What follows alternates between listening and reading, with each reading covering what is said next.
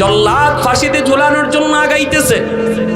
এই অবস্থায় হাউস থেকে নবীর একজন সাহাবী আবু যর গিফারি রাদিয়াল্লাহু তাআলা আনহু হাত তুলে বলতেছে, আমিরুল মুমিনিন, আমি আমার এই ভাইয়ের পক্ষে জামিন হইলা। কে সেই সাহাবী? কয় আবু যর গিফারি। ওমর ডাক দিয়া কয়, আবু যর, এই ফাগলামি কইরো না, কারণ তারে চিনো না, আইবো কি আইবো না কোনো গ্যারান্টি নাই। যদি না আয় তাহলে তোমারে ফাঁসি ঝুলাতে হবে, তোমাকে ফাঁসিতে ঝুলাইতে হবে, এটাই হলো আইন, এটাই হলো সিদ্ধান্ত।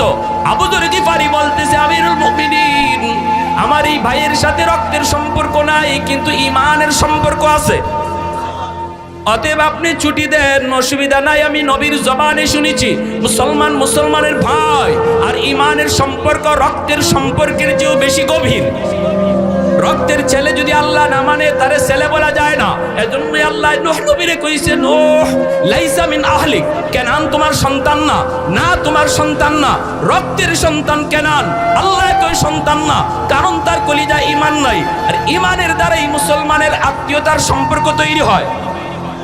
আবু যর গিফারির কথা শোনার পর হযরত তোমার যুবককে ছুটি দিয়া দিলেন, যুবক তুমি যাও, তবে সময় হলো আগামী শুক্রবার জুম্মার আগে হাজির হয়ে যাবা। যুবক দ্রুত বেগে বাড়িতে চলে গেল। মদিনার মানুষ সবাই জানে আবু যর গিফারি হলেন জামিন। যুবক গেল, যায় তাড়াতাড়ি সে তার এই ঋণ পরিশোধ করলো। মার কাছ থেকে বিদায় নিল, বাবার কাছ থেকে বিদায় নিল, একমাত্র মায়ের সন্তান বাপ মারে কান্দাইয়া যুবক আবার ঘোড়ার পিঠে সওয়ার হইয়া চলে আসতেছি। রাস্তায় তার জিনপুষটা ভেঙে গেছে, ঘোড়ার একটু দেরি হয়ে গেল। জুম্মার আযানও শেষ, জুম্মার নামাজের পরও যুবক মদিনায় ঢুকতে পারে নাই।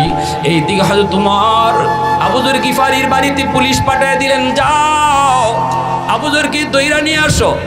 আবু যর গিফারি কি মদিনার আদালতে নিয়ে আসা হয়।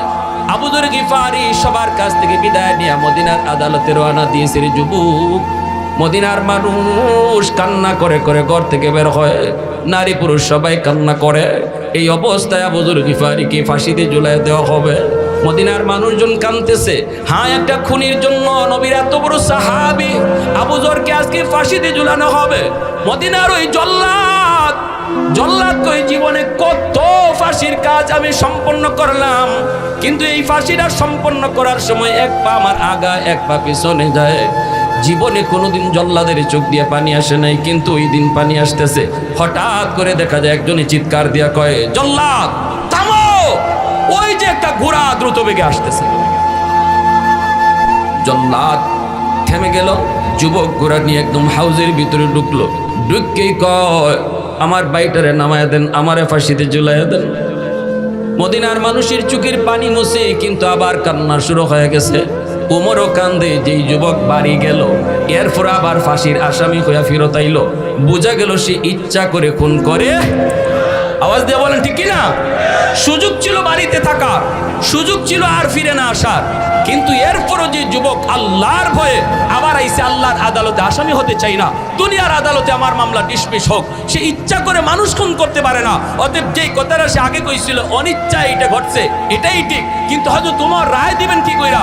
তিনি তো বাদী না, বাদী মামলার বাদী তো দুই ছেলে, ওই বৃদ্ধ মানুষের দুই ছেলে। ওই দুই ছেলেও মদিনার মানুষের হাব ভাব বুঝে গেছে, সবাই বুঝতেছে যুবক ইচ্ছা করে মারে নাই। দুই ভাই চিৎকার দিয়া আমিরুল মুমিনিন, আমরা দুই ভাই ছিলাম মামলার বাদী, আমরা মামলা উল্টো করলাম, আমার ভাইয়ের আমরা মাফ করে দিছি, আমাদের বুঝ হয়ে গেছে সে ইচ্ছা করে মারে নাই। আজ থেকে আমরা দুই ভাই না, আমরা হয়ে গেলাম তিন ভাই।